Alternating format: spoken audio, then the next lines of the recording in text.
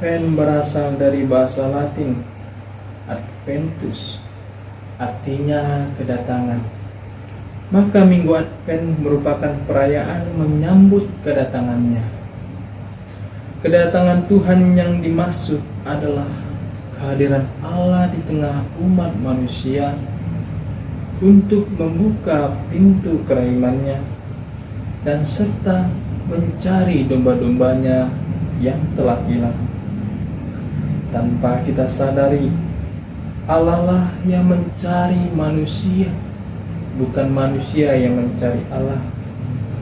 Artinya Allah ingin menyampaikan bahwa kedatangannya adalah simbol bahwa Ia ingin membangun hubungannya supaya setiap insan manusia dapat merasakan kasih keselamatan yang datang daripadanya. Kehadirannya di dunia ini sebagai bentuk kasih Bapa kepada putranya, sehingga Ia mengutus Yesus Kristus untuk melanjutkan kasih Allah kepada umat manusia. Bacaan Injil hari ini mengisahkan bahwa Allah berfirman kepada Yohanes supaya ia berseru kepada bangsa Yahudi agar mereka mau memberikan dirinya untuk dibaptis. Pembaptisan Yohanes merupakan sarana seseorang masuk ke dalam peristiwa pertobatan, sehingga mereka layak menerima datangnya kerajaan Allah. Maka pembaptisan Yohanes dikenal sebagai pembaptisan pertobatan. Melalui pembaptisan yang dilakukan Yohanes, dapat kita gambarkan bahwa Allah ingin membuka pintu kasih supaya manusia dapat layak menerima keselamatan dari Allah atas pengampunan dosa yang ia terima melalui pembaptisan. Dosa manusia pada dasarnya sudah ada sejak manusia jatuh ke dalam dosa, ditambah dengan perbuatan pelanggaran yang kita lakukan. Maka jika pada masa Advent ini kita merasa hidup dalam keberdosaan, segeralah untuk bertobat, sebab Allah masih memberikan kesempatan kepada kita untuk menerima pengampunan. Pertobatan dan pengampunan dosa adalah tanda keterbukaan hati manusia atas tawaran Allah untuk bersedia meninggalkan hidup yang lama untuk kembali ke jalan Tuhan. Sebab Yesus pernah berkata, "Jikalau ada orang yang mendengarkan suaraku dan membukakan pintu, aku akan masuk." Perkataan Yesus ini mau menegaskan kepada kita agar setiap manusia mau membukakan pintu hatinya dan membiarkan Allah berdiam diri, agar kita berjalan bersama Yesus, supaya Allah menerangi hidup, agar setiap manusia senantiasa bertransformasi diri dalam naungan kasih Allah. Makna pertobatan yakni berbalik kepada jalan yang benar. Maka pertobatan bukan hanya sekedar perubahan pemikiran dan hati, yaitu mengakui dan sadar atas segala dosa yang kita perbuat. Akan tetapi makna pertobatan adalah tindakan yang nyata. Usaha pertobatan yang dapat kita lakukan dengan mengikuti ajakan Santo Yohanes Pembaptis. Siapkanlah jalan bagi Tuhan, luruskanlah jalan baginya. Setiap lembah akan ditimbun, setiap gunung dan bukit akan rata, yang berliku-liku akan diluruskan, yang berleku-leku akan diratakan. Pertanyaannya sekarang, mengapa Sebagai bentuk pertobatan kita harus menyiapkan jalan bagi Tuhan dan meluruskan jalan baginya. Bertobat berarti berjalan bersama Tuhan dan membiarkan diri dibimbing oleh Allah.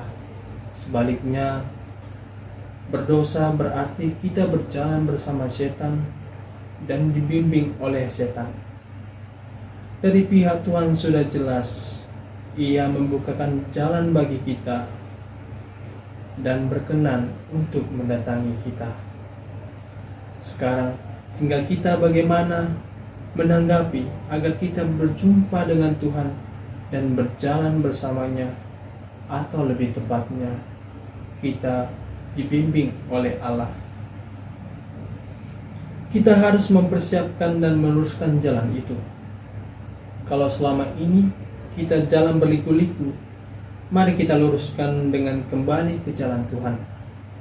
Kalau selama ini kita banyak lubang, misalnya lubang-lubang dalam berdoa dan berekaristi, maka kita timbun dalam doa dan berekaristi.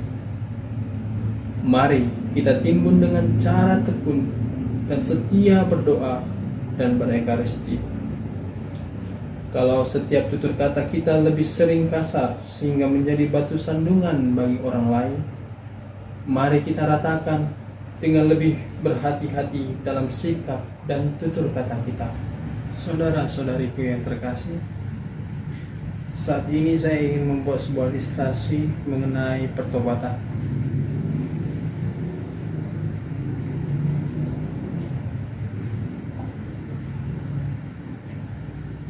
Di sini saya mempunyai dua wadah, yang satu berisi dengan air kopi, yang satu berisi dengan air mineral.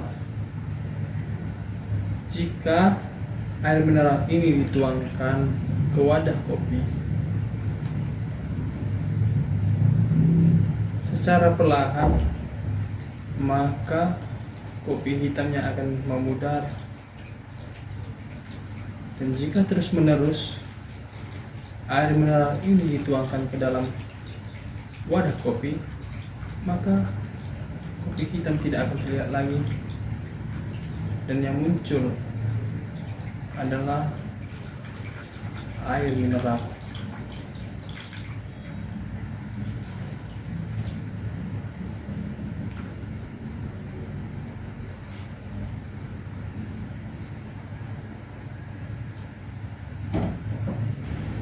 Baik, kopi melambangkan dosa manusia, air mineral melambangkan belas kasih Allah. Berdasarkan ilustrasi yang tadi saya buat, mau menjelaskan bahwa kepekatan dosa yang kita miliki, jika kita mau selalu bertobat dan menerima belas kasih Allah secara terus-menerus, maka kita akan menjadi manusia yang dijiwai oleh Roh Kudus.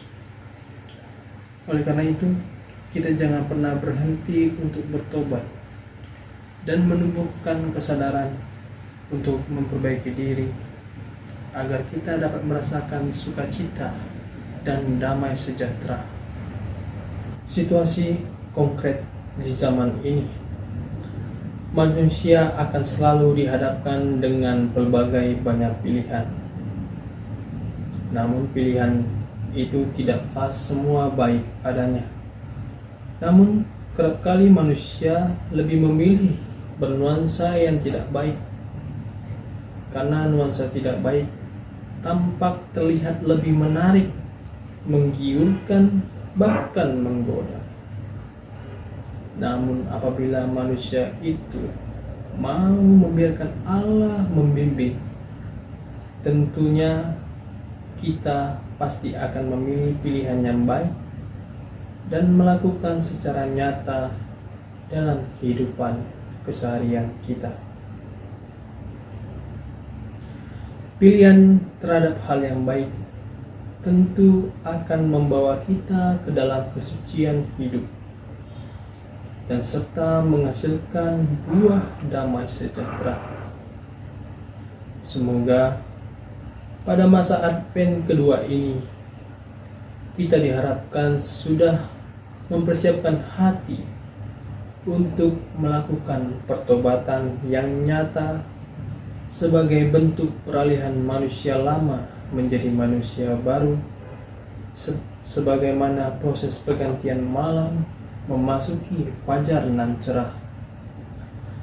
Dalam seruan Yohanes, Allah menjanjikan bagi manusia yang senantiasa selalu dalam kasih-Nya bahwa Allah akan menimbun kelemahan kita dan meratakan gunung dan bukit yang menghalangi kehidupan kita.